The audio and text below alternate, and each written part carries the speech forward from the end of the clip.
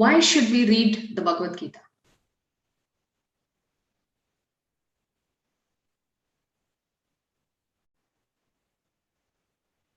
Hare Krishna. Why should we read the Bhagavad Gita?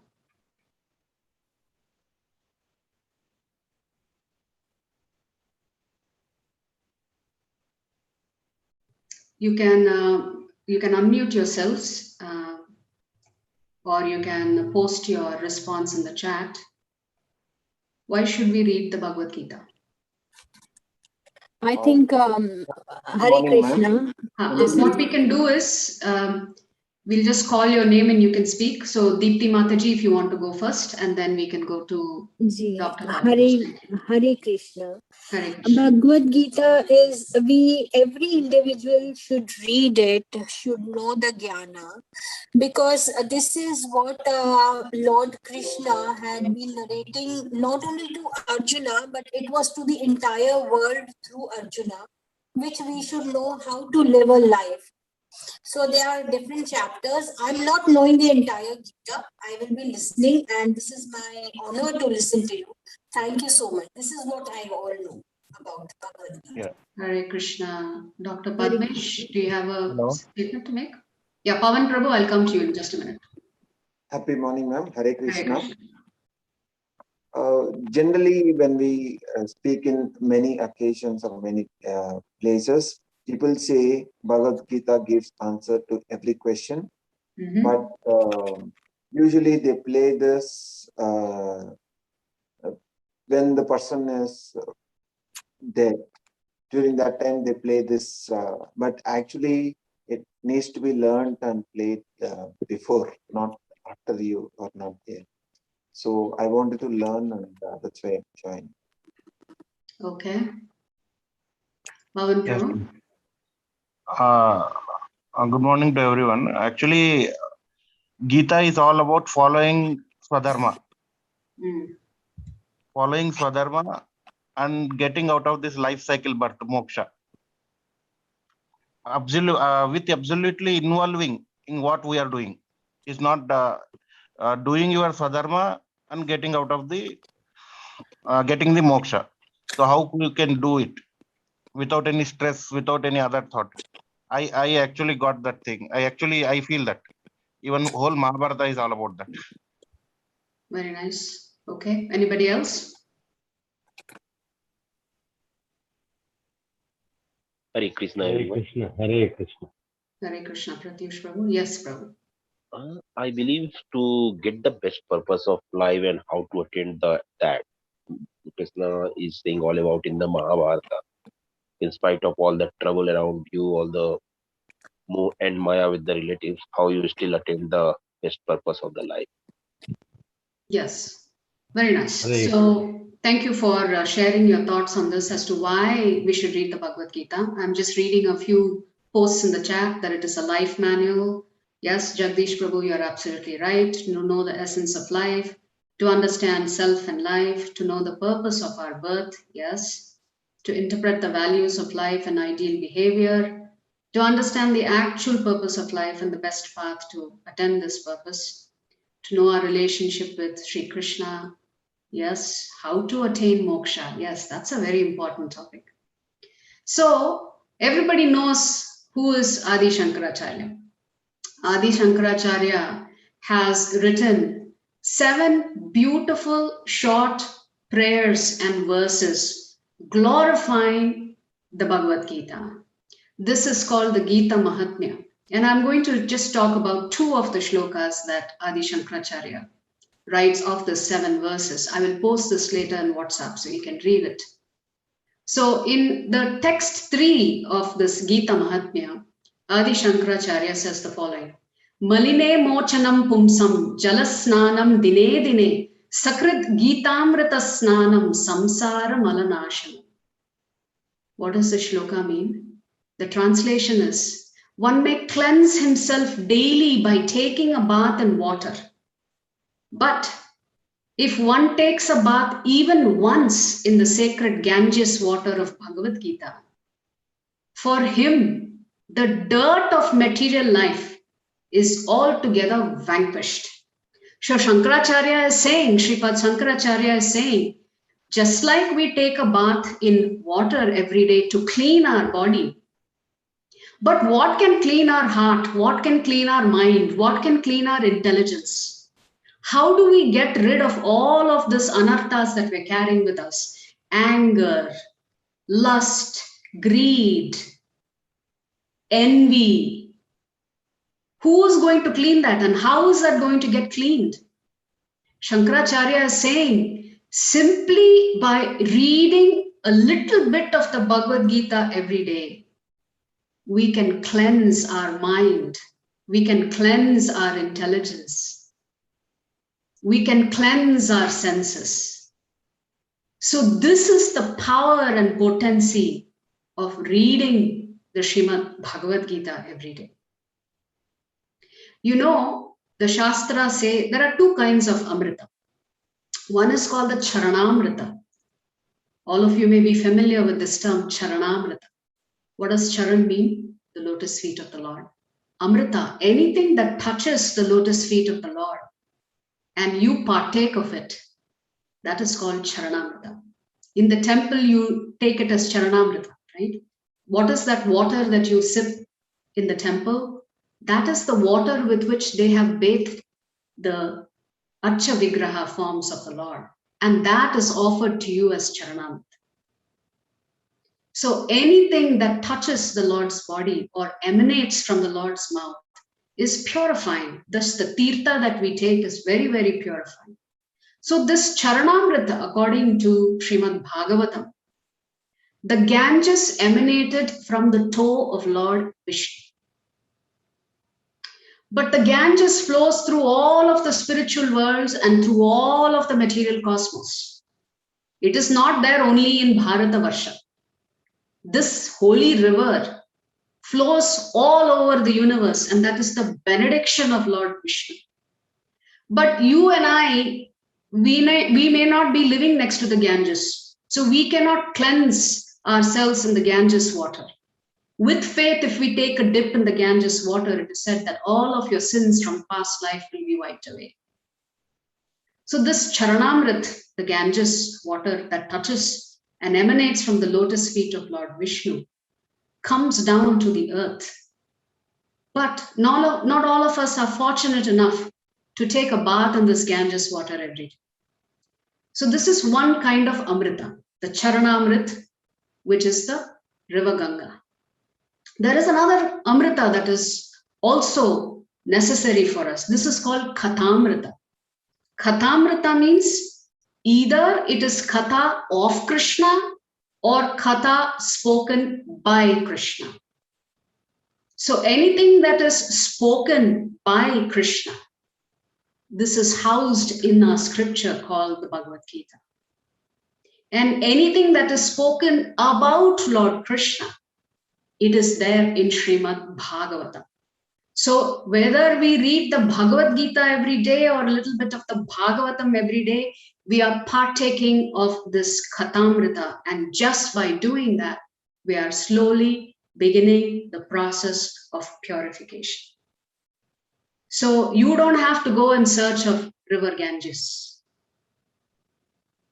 This purification process is there just when you pick up the Bhagavad Gita every day. All our anarthas will get cleansed. So in the very last shloka, Shankaracharya says this. There are 7 verses as I mentioned. Ekam Shastram Devaki Putra Geetam.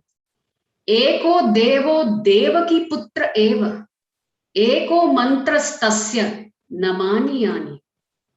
Karmapyekam Tasya Devasya Seva.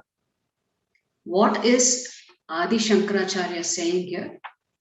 He is saying that if at all you have to read any scripture, you know, in Bharatavarsha we have so many scriptures, Puranas, Upanishads, so many. Shankaracharya is saying, if there is any one scripture you should read the Bhagavad Gita that comes from the lotus lips of Lord Krishna. And then he says, if you want to worship any god at all, you should worship Lord Krishna. Devaki Putra. He is the only God. Eko Devo Devaki Putra Eva. He is the only Lord who is worshipable. And then Shankaracharya says, Eko mantrastasya namaniyan. If at all you should chant any mantra, please chant the holy names of Lord Hari. Eko mantra tasya namaniyan. Whose name? Lord Hari's name. And then he says, Karmapya ekam tasya devasya seva. If you want to offer any seva, or if you want to offer your devotion to any Lord, that Lord should be Lord Krishna. So, to summarize, if you want to read any Shastra, what does Adi Shankaracharya saying? Read the Bhagavad Gita every day. If there is any Lord that you should worship every day, that should be Lord Krishna. If you want to chant any mantra, you should chant the Maha Mantra. Hare Krishna, Krishna Krishna, Hare Hare, Hare Rama, Rama Rama, Hare Hare. Always chant the names of Lord Hari. And if you want to offer your devotion and love to any God, you should offer your devotion and love to Sri Krishna. This is the importance of Bhagavad Gita. Now, Prabhupada explains in the very first shloka, in the purport. Now, how should we understand the Bhagavad Gita? The Bhagavad Gita is not easy to understand. It is philosophy. It is not stories. There are a lot of do this and don't do this, Krishna says throughout the Bhagavad Gita. There are things that you should do. There are things you should not do. He's giving instructions. The Bhagavad Gita is structured in such a way that it is in a question and answer form. The most intelligent way in which the scripture is revealed to us is in question and answer form. Both the Bhagavad Gita and the Srimad Bhagavatam are in question and answer form. Somebody asks a question and Lord Krishna is revealing the answers, or the Guru is revealing the answer. So how should we understand the Bhagavad Gita? Prabhupada writes, just like how Arjuna understood it from Lord Krishna. He was asking questions and he was listening intently. And if he had a doubt based on what Krishna said, he would ask clarifying questions. So similarly, over these 18 days, when we cover the concepts and the philosophy and the shlokas, you should listen very attentively. Take notes. At the end of the class, you may have questions, you may have doubts. You should seek answers to those questions. So just like Arjuna was interacting with Lord Krishna, you should also feel free to ask your questions at the end of the class or post your questions in the chat window. Second thing, Arjuna accepts Lord Krishna as his guru. So similarly, when you are trying to understand the Bhagavad Gita, our acharyas say we should not try to read it independently on our own, because we may come to the wrong conclusion.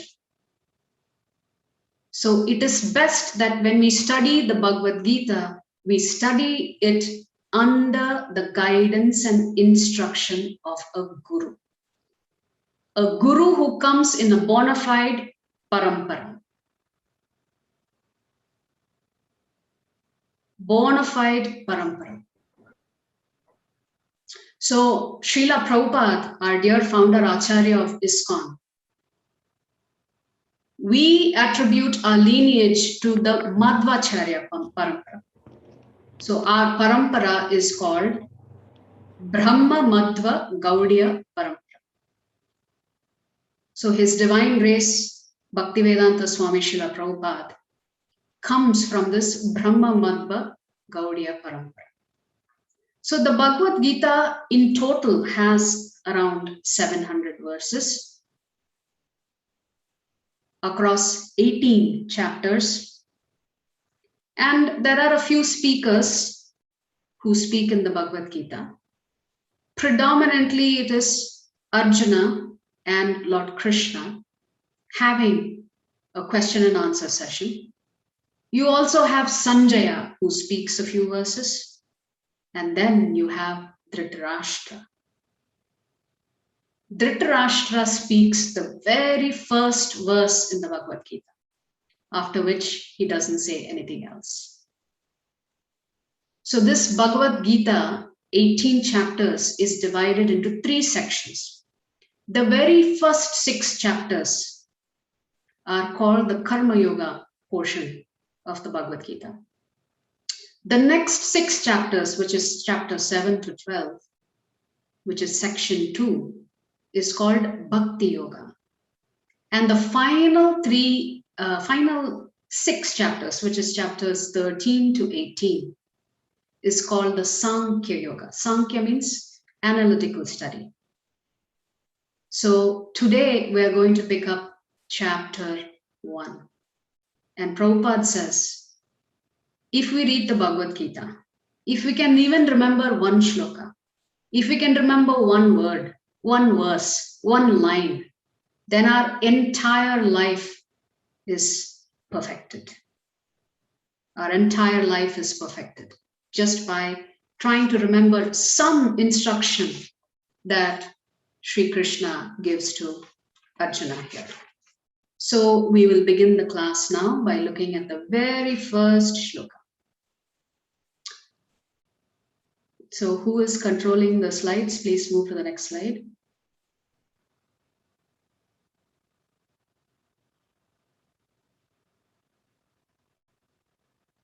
Yes. Yeah. So in the first chapter, first there is, where is this entire Bhagavad Gita being spoken?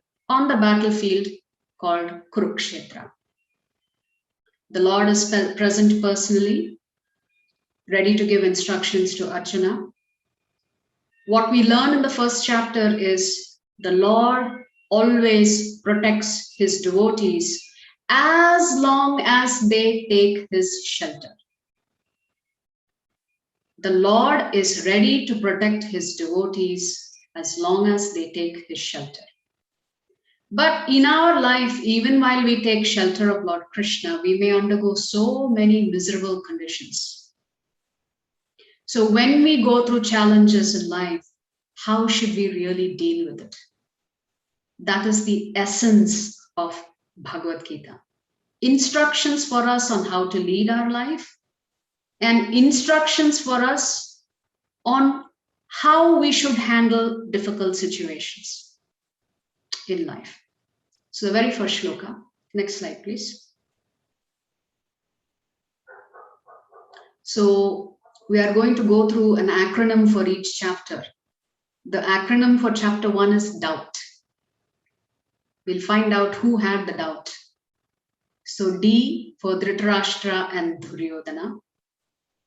O for ominous results. U for uncertainty. Well, who is feeling uncertain? We'll find out. B for bewilderment, and T for turning point. So this is a summary acronym for today's chapter, doubt. So let's look at the first shloka. So very first shloka, this is the only verse spoken by Dhritarashtra. Dhritarashtra uvacha dharma kshetre kurukshetre samaveta yuyutsavah mamakav pandavaschaiva kimakurvata sanjaya. So what is Dhritarashtra saying? Dhritarashtra said, O Sanjaya, after my sons and the sons of Pandu assembled in the place of pilgrimage at Kurukshetra, desiring to fight, what did they do? That's the question that Dhritarashtra is asking Sanjaya. Now the first doubt that we have is, why is he asking this question? Two parties are gathered on a battlefield. What are they going to do? They are going to fight. What else? So why is he asking this question? Does he not know that a fight is about to take place between his sons and the Pandavas? Of course he knows. So it appears that he is asking a very obvious question. Sanjaya, tell me, What's about to happen here? So Acharyas explain and senior devotees explain, why is Dhritarashtra asking this question? First of all, let us understand that Sanjaya is a disciple of Vyasadeva. Yes, Vyasadeva writes all of the Vedas, the Srimad Bhagavatam, Bhagavad Gita. So Sanjaya is the secretary of Dhritarashtra, and he is also a disciple of Vyasadeva. And he gets a benediction from his guru that he will be able to see things and be able to talk about them. So imagine Sanjaya and Dhritarashtra are sitting in the palace, but yet Sanjaya is able to hear the conversation between Lord Krishna and Arjuna, and he is able to relay that verbatim to Dhritarashtra. So this is the benediction that he gets from his guru. So what is Dhritarashtra's desire? Obviously, he wants his sons to win this battle. He does not want the Pandavas to be successful. But then he has a doubt. You know, this battle is taking place in a very, very holy land. And he himself says, Dharma Kshetre, Kurukshetre. Dharma Kshetre means the place where Dharma is upheld. So here he has this little doubt. This battle is going to happen on this holy land. I'm not really sure if my sons will be successful. Because who represents Dharma here?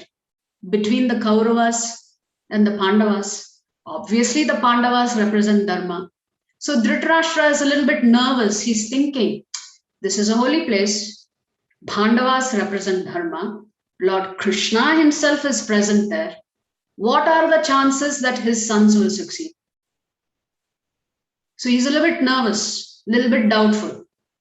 So sometimes when you're nervous and doubtful, you may ask the most obvious question. Because you're not sure, you're anxious. Now he had one more anxiety. This is after all a holy place. What if his sons get influenced by this holy place and give up easily and walk away? That could also happen. After all, it's a holy place. Krishna is there. What if his sons get influenced and decide not to fight very hard or decide to just walk away? So he's a little bit anxious.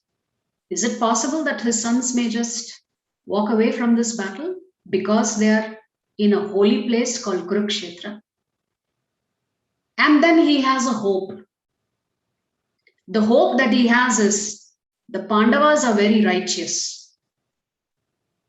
They are all gathered in this holy dham, Kurukshetra. Being righteous people, the Pandavas may just decide to walk away from this battle because they don't want to see this kind of bloodshed, because they have to kill their own family members. So Dhritarashtra has this other hope. He's thinking, maybe the Pandavas will give up and my sons without a fight can acquire the kingdom. The word Kshetra has an important significance here. Srila Prabhupada writes in his purport, the word Kshetra means field. So when a farmer farms his field, he's constantly making sure that the weeds do not grow.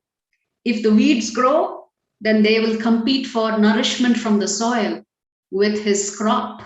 So he cannot allow the weeds to grow. So he's constantly monitoring his field to make sure it is de-weeded and nothing competes for nourishment other than what he is trying to grow. And Srila Prabhupada explains, similarly, Dhritarashtra is thinking, Lord Krishna, who is the father of religion, who is the father of dharma, he may end up de-weeding the entire Kauravas because the Dhritarashtra's sons represent a dharma. And when the father of religion is himself present, is he going to allow these weeds to survive? Perhaps not. So this is the other significance behind the word Kshetra here. But then look at Dhritarashtra's mentality. He says, Mamakaha Pandavas Chaiva. Mamakaha, my sons. He's already drawing a distinction. Oh, those children of Pandu and my children. I, my, mine. Yes. So he's very attached to his sons. He's not able to see past their adharmic ways. He's so attached to his sons that he's forgotten what is right and wrong. Next slide, please. So what is Dhritarashtra's mindset we just talked about? He has doubts. He's filled with fear. He's exhibiting partiality. He also has a little bit of hope. Maybe the Pandavas will not fight. They will walk away. Because Pandavas will always do the right thing. Now we are going to look at Duryodhana's mindset. Duryodhana is an expert in Rajaniti. Rajaniti means politics.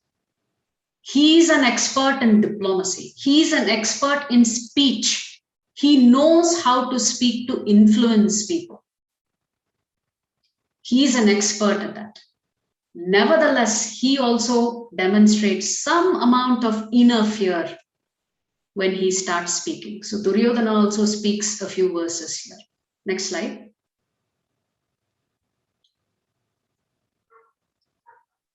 We talked about Kurukshetra. There is doubt and fear both in Duryodhana's mind as well as Dhritarashtra's mind. There are holy influences. The Kshetra is holy. Lord Krishna is there. The Pandavas represent Dharma. Is there a possibility of compromise? We don't know. Next slide. We talked about how Dhritarashtra is partial. He says, Mamaka. He's only considering his son as Kurus. Technically speaking, the Pandavas are also Kurus, yes? But he's assuming that only his sons are Kurus, Pandavas are not part of the Kuru dynasty. So this mentality of me, mine. Next slide. So what is one lesson for us here? No matter how much wealth, how much material resources we may have, there is no guarantee for success. There is no guarantee for success unless we take the shelter of the Supreme Lord Krishna. So even though you may have everything, you are still filled with fear. You're still wondering, what if? What will happen to me tomorrow? What will happen to my family tomorrow? Will my house be intact? Will my wealth be intact? These are all things that even we get anxious about, right?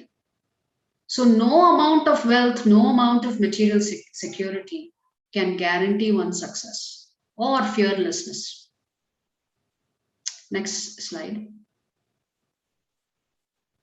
So lesson 2 for us is that when we as individuals become too self-centered and our primary interest is us and our family, and everything that we want to do is only solely for our family's benefit, then fear is inevitable, anxiety is inevitable, disappointment is inevitable. It's unavoidable when you think only you have the right and entitlement to anything and everything. Then eventually you will be beset by fear, anxiety, and disappointment will be the outcome for you. So you can see the fear and anxiety in Dhritarashtra. Next slide. We talked about how Duryodhana is expert in Rajaniti, expert in diplomacy, expert in politics. So what does Duryodhana do after Dhritarashtra asks this question? Sanjaya starts speaking. Sanjaya says, Duryodhana is gone and he's now approached Dronacharya and he's speaking to Dronacharya. Now, why has Duryodhana gone to Dronacharya? Why has he not gotten up and begun the fight? Nervousness. So what does he do out of nervousness? He approaches his guru, Dronacharya. And then he begins speaking. So he actually says in Shloka 3, I will just read it quickly. He says, Pashaitam Panduputranam Acharya Mahatim Chamu Vyudham Drupada Putrena Tava Shishyena Dhimata. He says, O my teacher, behold the great army of the sons of Pandu, so expertly arranged by your intelligent disciple, the son of Drupada. So you see how Duryodhan is speaking to his guru. So I will tell you a background story of why he is talking like this. Why he is reminding his guru that his own disciple, Drishtadyumna, who is the son of Drupada, is in the opposing side. He is not on the side of the Kauravas. He is standing on the other side. And he says, your disciple. Do you see how expertly he has arranged this army? The formation that he's made? He is taking a dig at his own guru, Dronacharya, very politically correctly. So there is a little pastime here. So Dronacharya and Drupada, as youngsters, as children, went to the same Gurukul. Now, Drona was a very, very poor Brahmana. And of course, Drupada was this prince, son of a great king. So when they were little children, Drupada one day promises Drona, you know, Drona, when I grow up and I become the king, I will give you 50% of my kingdom. This is the promise or the statement that Drupada makes. And they part their ways, and eventually Drupada becomes the king. And Dronacharya is still very poor. He's married, he has a son, and they are so poor that they could not even afford a cow, they could not afford milk. So what his wife would do is she would mix wheat flour with water, give it to their son, and tell him that is milk. So one day the other kids in school made fun of Dronacharya's son, saying, look at this fool, he doesn't even know the difference between milk. He's calling something else milk. So the son comes and cries at home saying the children made fun of me. At that time, Dronacharya thinks, you know, my good friend Drupada is a king. Let me go to him and ask him for some help. So he decides and he goes to Drupada and asks, greets him. And he's not asking for 50% of the kingdom. He's a Brahmana. What is he going to do with the kingdom? So he says, can you give me a cow so that at least I can sustain my family and feed my family some milk? And Drupada gets very furious. He says, who are you?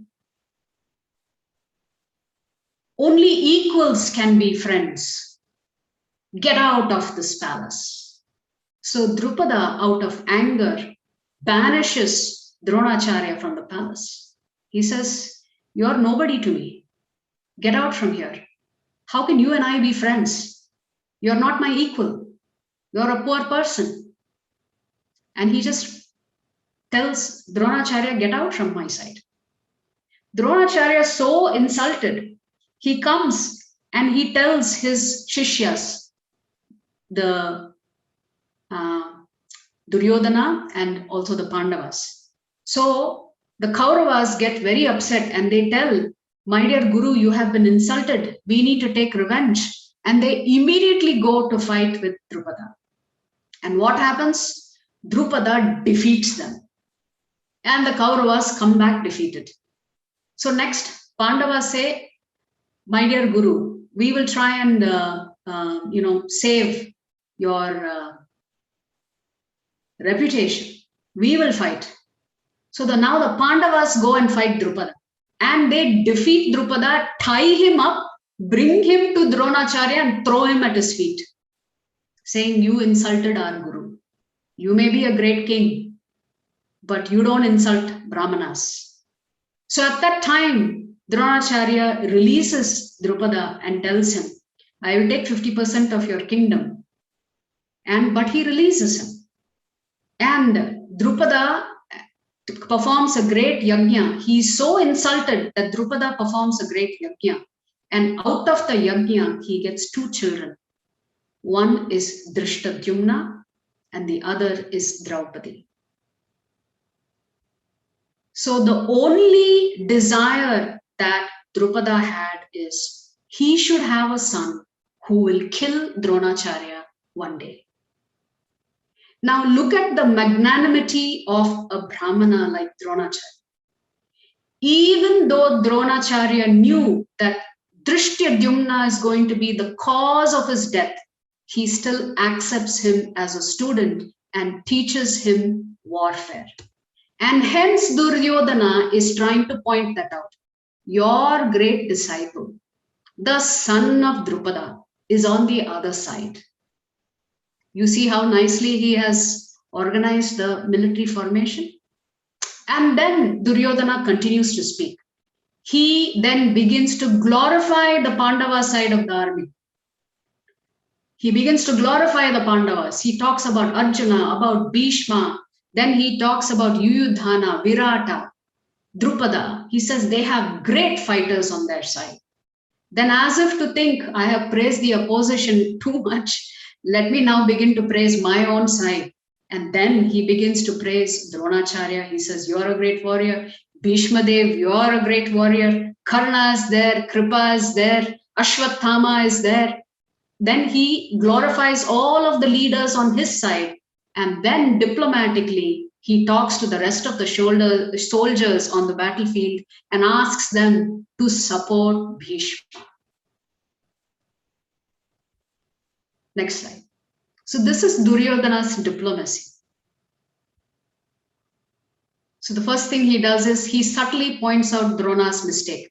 So the doubt that Duryodhana has is, he knows that Dronacharya, for him, his favorite student is Arjuna. Although Dronacharya is fighting on his side, what if Dronacharya becomes lenient? Because Arjuna, his favorite student, is on the other side. So you see Duryodhana is carrying this inner fear. What if Dronacharya becomes sympathetic to the other side and does not give his all while fighting? So like this, he compares Bhima with Bhishma, and then he asks his entire army to please support Bhishma, because in his mind he's thinking Bhishma Dev is quite old now, and of course Pandavas are also the favorites of Bhishma Dev. Maybe he may also not fight to his fullest extent in this war. So these are the doubts and inner fear of Duryodhana. Next slide. And then we come to a few shlokas where there are symptoms of victory. First of all, we talked about the fact that this is Kurukshetra, a most holy land on which this fight is taking place. Lord Krishna is personally present. And then after Bhishma Dev blows his conch shells, then Arjuna and Krishna and the rest of the Pandavas blow their conch shells to indicate that the war is about to begin.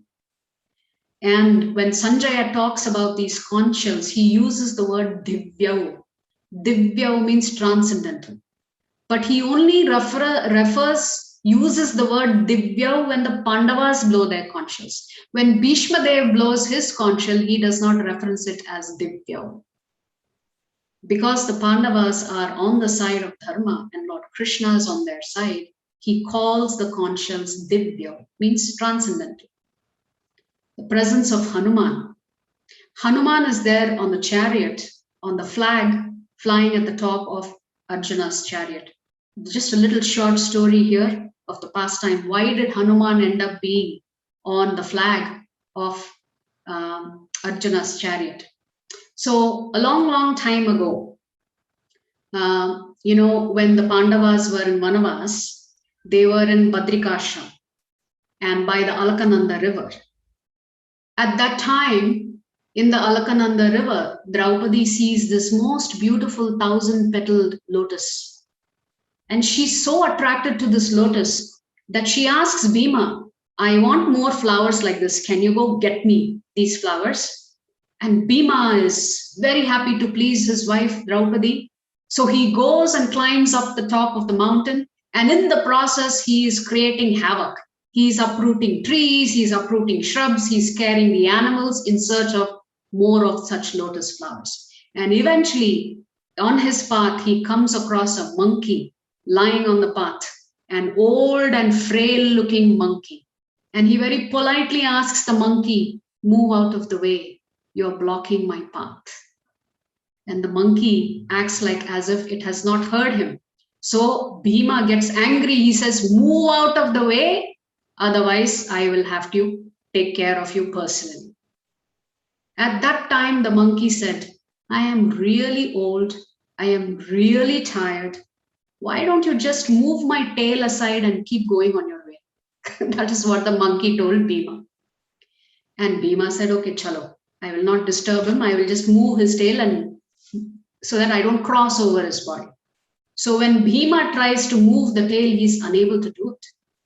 He tries so hard, he's unable to even move that tail an inch. And he realizes that this is a great personality. This is no ordinary being. This is no ordinary monkey. At that time, Hanuman says, "Hello, Bhima. I am Vayuputra. I am your brother." And they embrace each other. At that time, Bhima tells them, "We are about to get ready to get into a battle with the Kauravas.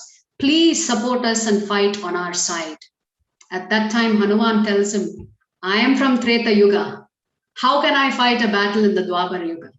It will be unfair. It is not proper etiquette." So Hanuman says, "I will support you, but not directly. I will support you indirectly." And therefore, Hanuman resides on top of the flag, on top of the chariot given by Agnidev to Arjuna. So those are the two pastimes of how Hanuman ends up being on the flag in relation to the relationship between Hanuman and Bhimadev.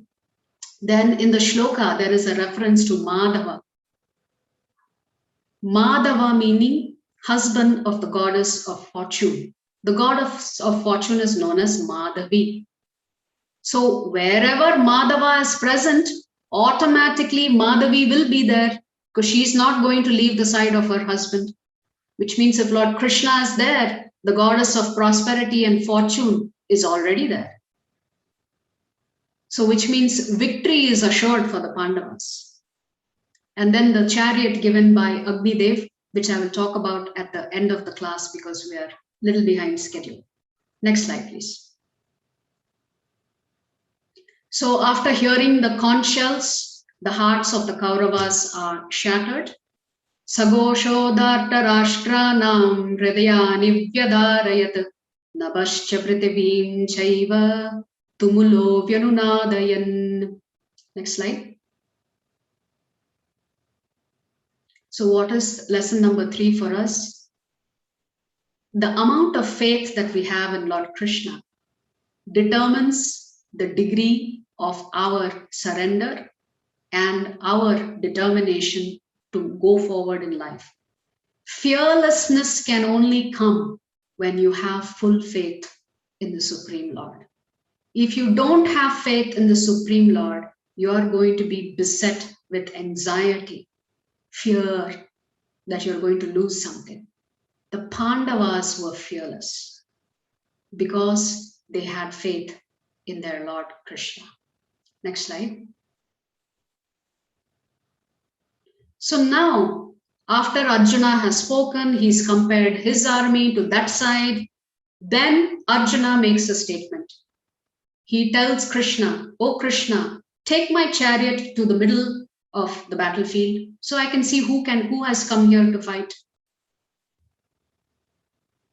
And then when Arjuna sees his entire family on the other side, he begins to have hesitation.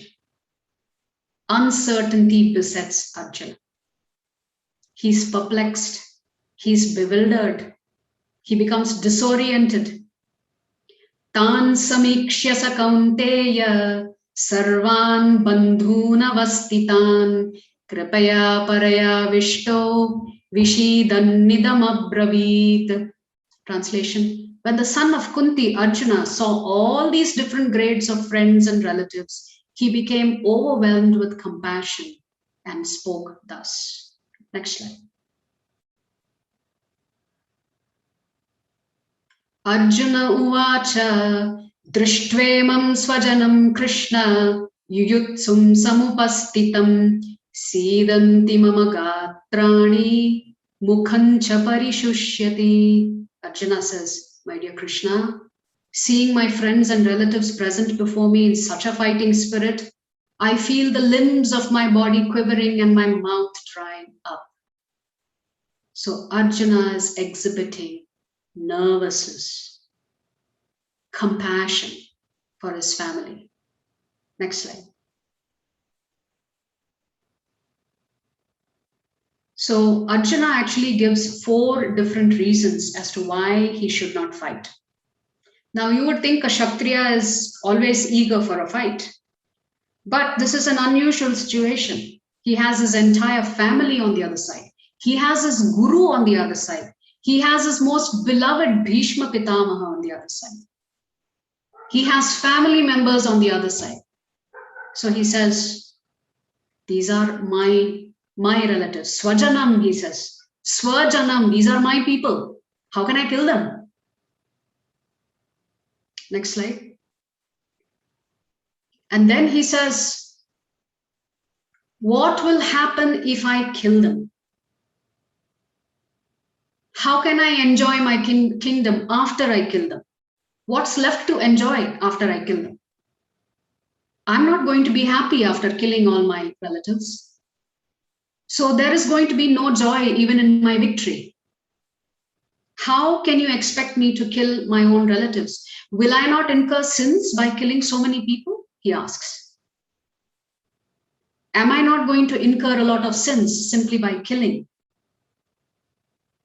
And if I kill all these men, what will happen? There will be so many women without husbands. There will be widows. Who will take care of them? Unscrupulous men will take advantage of them and they will produce unwanted children out of wedlock. And these unwanted children who have taken birth out of wedlock will not perform Pitradan. They will not do Tarpan. So the entire society will collapse if dharma is not upheld, if certain sacrifices are not performed. So Arjuna gives these 4 reasons. My relatives, after I kill them, I cannot enjoy. If I kill them, I am going to incur papa. All of these females are going to become widows. Family tradition will be destroyed. The society fabric will be destroyed. So Arjuna is confused. He's facing a very, very difficult situation. So he's thinking and he tells Krishna, you know, it is better if I walk away to the forest. It is better if I become a beggar. It is better even if my family members want to fight me. They may be greedy for the kingdom, but I am not greedy for the kingdom, he says. Let them fight. Let them take the kingdom if they want. I am happy without the kingdom. I'm ready to go into the forest. So what has happened here? Arjuna has forgotten who he is. He has forgotten his identity. He's become confused. And when you become confused, you lose sight of what is right and wrong. And you come up with excuses as to why you cannot perform your duty. As a Kshatriya, your duty is to uphold dharma. Your duty is to vanquish adharma. How on a battlefield can you come and say, I don't want to fight?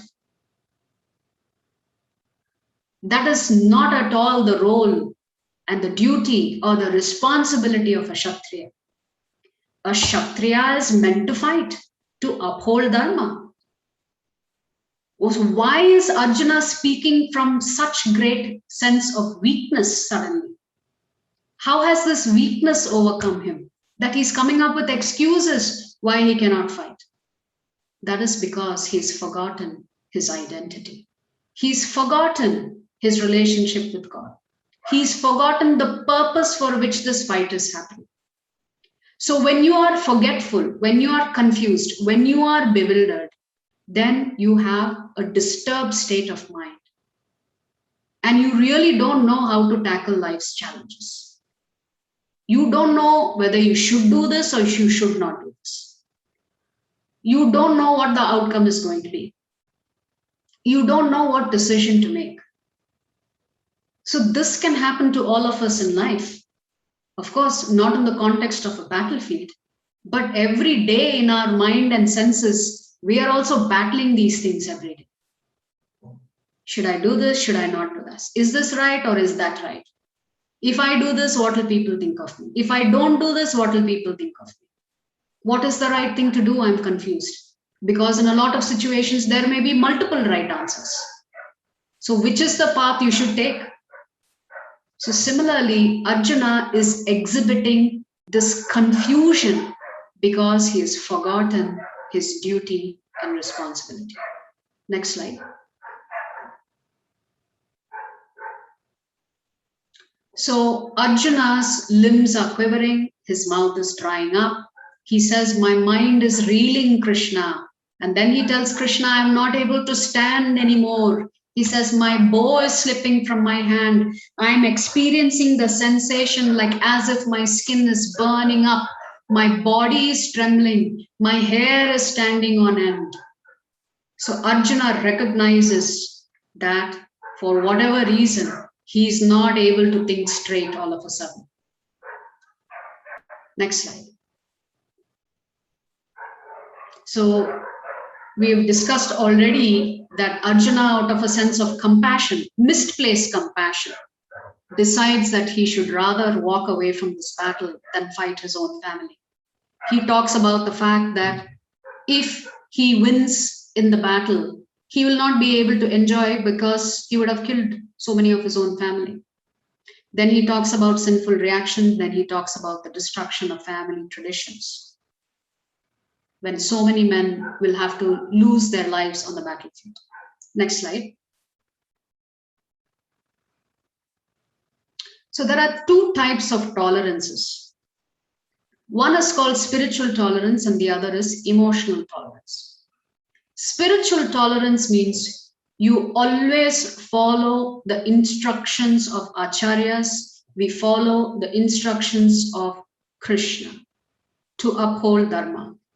When you clearly follow the instructions, then there is no dilemma for you.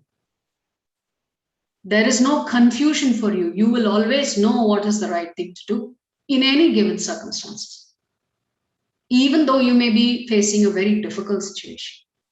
This is called spiritual tolerance. What does emotional tolerance mean? Emotional tolerance means you've forgotten what is right or wrong, and you're concocting ways and means by which you should not perform your duty. And you think by not doing it, I am doing the right thing.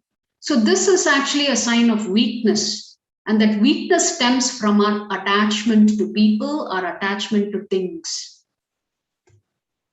So because of this weakness, we may actually end up doing the wrong thing.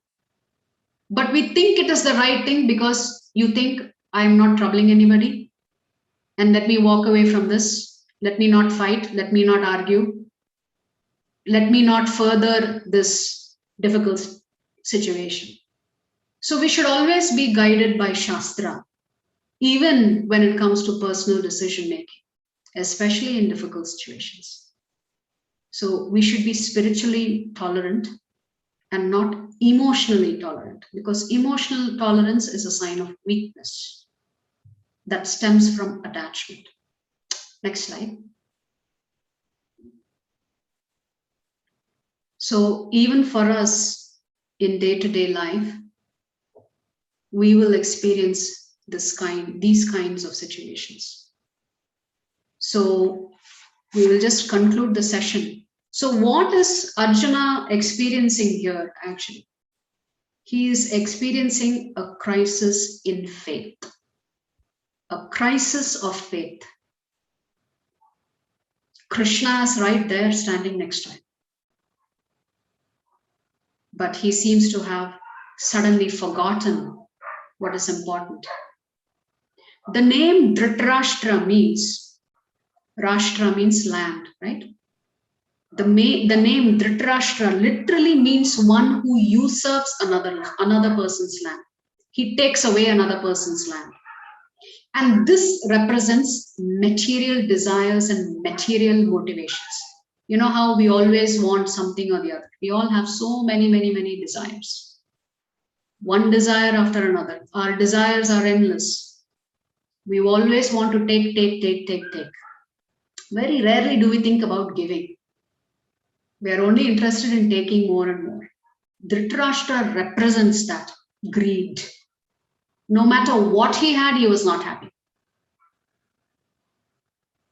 So Dhritarashtra means one who usurps another's land. Now what does the word Duryodhana mean? The word Duryodhana literally means a dirty fighter. Someone who does not fight fairly. So this represents our material actions. So Dhritarashtra represents material desires. And when you have desires, what do? You act on those desires. So Duryodhana represents our acting on our desires. So material motivations will give birth to material actions. And material actions will always lead to defeat, disappointment, and frustration. I will repeat. Material actions will ultimately lead to defeat, disappointment, and frustration. So our happiness in this world is based on material desires. And as long as we think material desires will give us happiness, it's going to lead us to defeat, disappointment, and frustration. So this crisis in faith, I have a question for you all. How many of you all use an alarm clock to wake up in the morning? You use an alarm clock to wake up in the morning? Okay. How many of you shut the alarm clock and go back to sleep? Somebody does not use. Okay. So usually some of us are habituated. When the alarm rings, you tend to shut it down and you go back to sleep thinking, I will wake up in a little while. So there is an analogy that we can use here. When Arjuna realizes that he has to kill his family, he begins to question everything. Who am I? What am I doing? Why am I in this position? So this is his turning point for him. He's in great difficulty. He does not know what to do. He needs answers and he begins to ask questions. He even questions his own existence. So in our lives as well, Krishna will come ever so often and send us situations that should act as an alarm clock or a wake-up call for us. So we all react differently to these wake-up calls. Some of us don't even hear the alarm going off. We continue sleeping. So when we are in difficult situations, some of us don't even realize or acknowledge that we are experiencing difficulty. We don't introspect.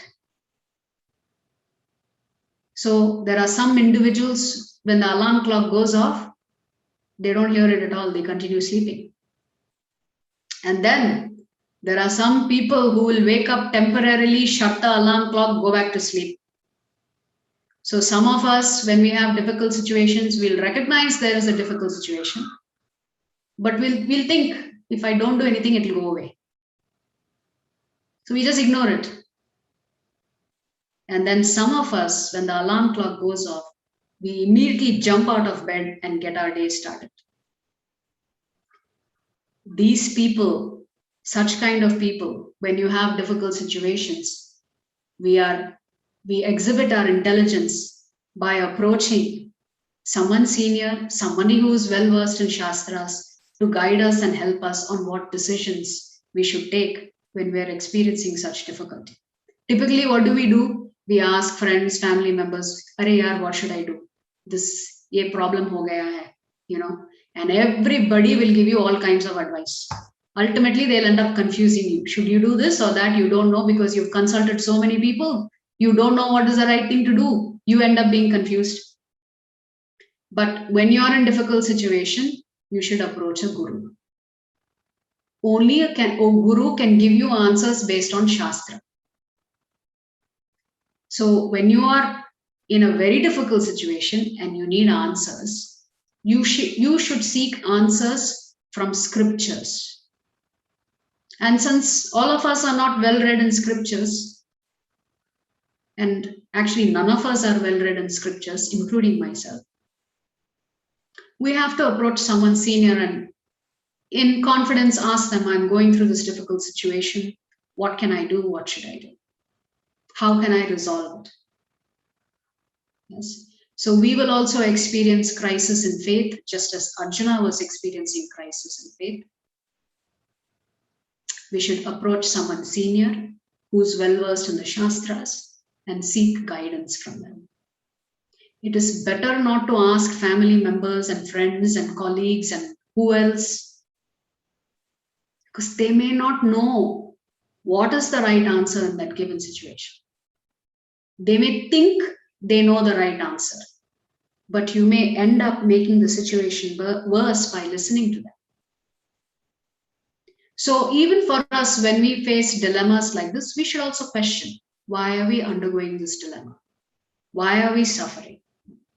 When we question, Acharyas say, we begin our spiritual journey. You've taken the first step on the path of spirituality. When you ask this question, why am I suffering? Next slide. So what do we need to do? The first question we have to ask ourselves, do we have a problem in life? If the answer is no, then there's nothing for you to worry about. If you have no problems in life, why should you worry? But some of us will not have any problems in life, but still we are carrying so much anxiety and stress. Nothing, you have a roof over your head, you have money in the bank, you have food on your plate, but still we worry. So if you don't have a problem, don't worry. If you have a problem, the next question is, do you have a solution for it? If you have a solution for it, then don't worry. Act on that solution and don't worry. If you don't have a solution, here we are saying be patient and depend on Krishna. But I would say if you don't have a solution, you reach out to somebody who's practicing spirituality, who's a guru, who can actually give you the right answers, or at least guide you on what options you may have. So this is the conclusion for us. When we have difficulties, either we have a solution, or if we don't have a solution, we should depend on Krishna to guide us. Of course, Krishna may not be personally talking to you and me every day like he was talking to Arjuna. So then what do? We approach Krishna's representatives, Acharyas, and ask them for help. Yeah. Next slide. Yeah, before we look at tomorrow, I want to just quickly summarize what we discussed. Prabhuji, you can stop sharing. I will put up the summary slide. Yes, thank you. Just give me a second. Hare Krishna. Hare Krishna. So give me 1 minute. I need to pull up my summary slide. Meantime, we can open up for question and answers. You can unmute yourself and ask questions or post your questions in the chat window. I notice some of you have not changed your name. For example, I see somebody like BSD, Galaxy. This is not helping us. Kindly put your name in the participant list. You can go to the participant name and then right click and you can change your name. It is important that we have your name because we are going to be tracking your attendance. So can you see my screen? Yes. Okay. So just a summary of what did we discuss today? Doubt. Dhritarashtra's mindset, Duryodhana's mindset. Dhritarashtra's mindset, doubt, fear, partiality, hope. Duryodhana's mindset, extreme diplomacy, concealing deep inner fear. Signs of victory. The battle is going to be fought in Kurukshetra. Lord Krishna, the father of Dharma, is there. All of the transcendental conch shells that are blown by the Pandavas. Hanuman is there on the flag. Lakshmi Devi is always present wherever Lord Krishna, Lord Vishnu is there. And then Arjuna has Agni Dev's chariot. So these are symptoms of victory for the Pandavas, which causes fear and anxiety for the Kauravas. But then Arjuna becomes hesitant to fight. He gives a lot of excuses and reasons as to why he should not fight. He becomes bewildered. He exhibits bodily symptoms that suggest that he is not ready to fight. And the very last shloka in chapter 1 says, without speaking, Arjuna just sat down on the chariot, let go of his bow, put his head in his hand, with tears in his eyes, voice trembling. He did not know what to do. So this is a summary of today's chapter. I will post this summary slide on the WhatsApp group. Swati Mataji, please let me know if there are any questions. Hare Krishna Mataji. Hare Krishna. Right now, there's no questions, but there's a request to everybody that many of them have still not posted their attendance, and also there are many names that are not matching their original names. So before people sign off from the session, I request people to provide their name and contact number in the chat window. And this one, yes, Mataji. So right now, Hare Krishna. Yes, so this title, the chapter 1, is called Arjuna Vishada Yoga. So I'm going to give you a single word summary for each chapter. So chapter 1, single word summary for chapter 1 is lamentation. Who is lamenting? Arjuna. After seeing his family, he begins to lament. Oh Krishna, I cannot do this. I cannot do this. Vishada Yoga means the yoga of dejection. Arjuna becomes dejected at the prospect of having to kill his own family. So this is called Arjuna Vishada Yoga. So what is the single word summary for today's chapter? Lamentation. So we also tend to lament when we are in difficult situation. Why me? Why is this happening to me? I didn't do anything wrong to anybody. Why am I facing so many difficulties? All of this, we begin to lament. So this is Arjuna Vishada Yoga. Lamentation is the single word summary for today's chapter. So in tomorrow's chapter, we are going to, Srinivasan Prabhu, you can put up the slide for tomorrow's chapter. What are we going to cover tomorrow?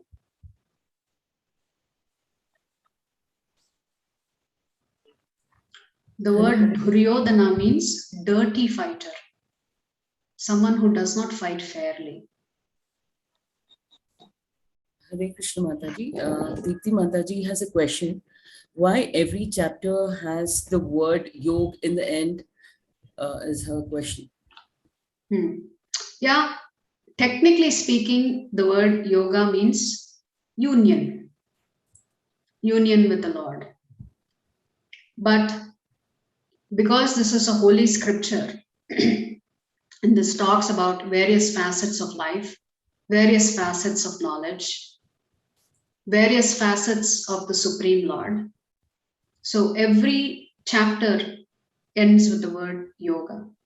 So Arjuna Vishada Yoga. So you're united with your anxiety here instead of being united with the Lord. So tomorrow's chapter, chapter 2, we're going to talk about how do you deal with stress. We said Arjuna has forgotten his identity. So then we have to re-establish identity. So who am I and why am I suffering? What are the type of duties we have to perform? And what is permanent happiness? So we will discuss all of this in tomorrow's session. And Mataji, Mohan Prabhuji has a question saying that Duryodhana means difficult to win in war. Is that a question or is that a statement? There is a question. It has a question mark. So. Okay. Duryodhana means somebody who fights unfairly.